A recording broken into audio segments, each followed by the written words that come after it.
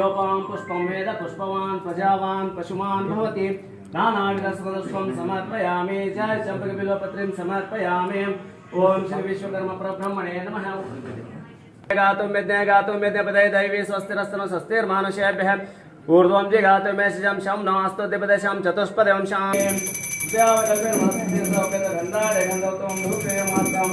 अतः श्री विश्वकर्मा परब्रह्मणे नमः अतः धूपं आघ्रापयामि दीपं निवेदयामि विराट विश्वकर्मा परमात्मा की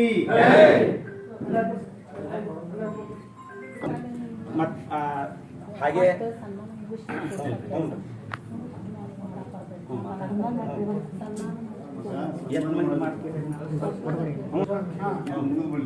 ಈ ಕಾರ್ಯಕ್ರಮದ